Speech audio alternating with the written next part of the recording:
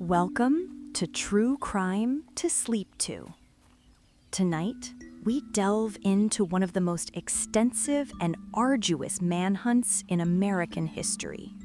This is not a story about a single moment of discovery, but a slow, grinding, 2-decade-long marathon of police work. It is a story of a community gripped by fear, of a task force that refused to give up, and of a scientific breakthrough that finally gave a name to a phantom. This is the 20-year hunt for the Green River Killer. Settle in and let the patient work of justice unfold.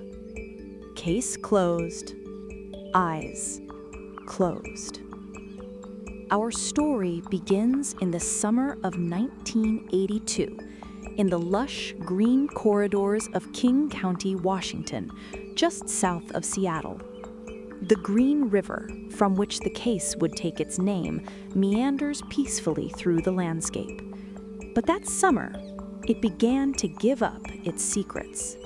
On a warm August day, the first bodies were discovered.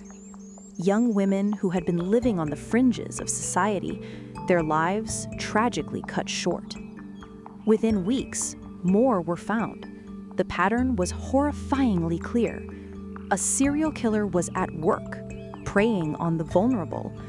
The initial response from the King County Sheriff's Office was swift.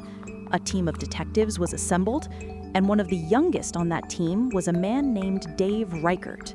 He had no way of knowing it then, but this case would come to define his entire career. The number of victims grew at an alarming rate. The investigation quickly became the largest in the region's history. In 1983, the Green River Task Force was officially formed, a massive operation dedicated to a single, overwhelming goal: to identify and stop the most prolific serial killer in the nation. The task force was a hub of relentless activity. Detectives worked around the clock, chasing down thousands of tips. They created vast maps charting where victims were found and where they were last seen. The scale of the task was immense. The killer was careful, leaving behind almost no forensic evidence at the dump sites.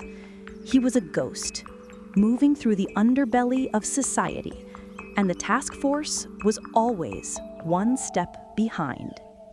They sought help from the FBI's Behavioral Science Unit. Profilers, including the famous John Douglas, were brought in. They created a profile of the killer, a white male, likely in his 20s or 30s, who was familiar with the area, probably had a menial job, and possessed a deep, simmering rage. He was a person who appeared completely normal on the surface, someone you could pass on the street and never suspect. This profile, while accurate, described thousands of men in the Seattle area. The task force interviewed hundreds of potential suspects. They investigated a man named Ted Bundy, another infamous killer from the region, who was then on death row. Bundy even offered his own chilling insights into the mind of the killer they were hunting, suggesting the killer would return to his dump sites. Bundy was right, but it brought them no closer to a name. The task force had a primary suspect for a time, a man named Gary Ridgway. He was a truck painter who lived in the area and was known to frequent the same streets as many of the victims. He was interviewed in 1984. He was cooperative, calm, and passed a polygraph test. The evidence against him was purely circumstantial. They took a saliva and hair sample from him. But in the 1980s, DNA technology was in its infancy. There was nothing to conclusively link him to the crimes. Ridgway, for the time being, faded back into the long list of potential suspects. As the 1980s wore on, the number of new victims slowed and then seemed to stop.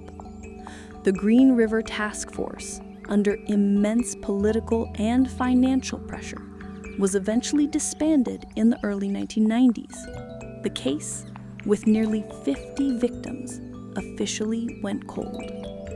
But for Detective Dave Reichert, it never did. He was promoted to sergeant and then to commander, but he kept the case files with him. He and a few other dedicated detectives continued to work the case on their own time, reviewing old evidence, hoping for a breakthrough.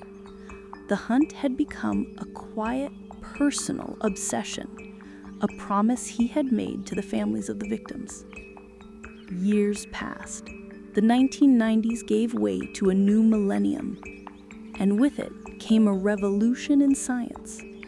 DNA technology had made incredible leaps forward. A sample that was once too small or too degraded to be useful could now yield a full genetic profile. In 2001, Dave Reichert, now the sheriff of King County, learned of this new DNA technique. He immediately ordered the re-examination of the old evidence that had been carefully preserved for nearly 2 decades. He sent the saliva sample taken from Gary Ridgway back in 1984, along with microscopic evidence found on the victims, to the state crime lab. The lab technicians used the new technology, and they found a match. A perfect, irrefutable DNA match. A speck of evidence, almost invisible to the naked eye, had held the secret for 20 years.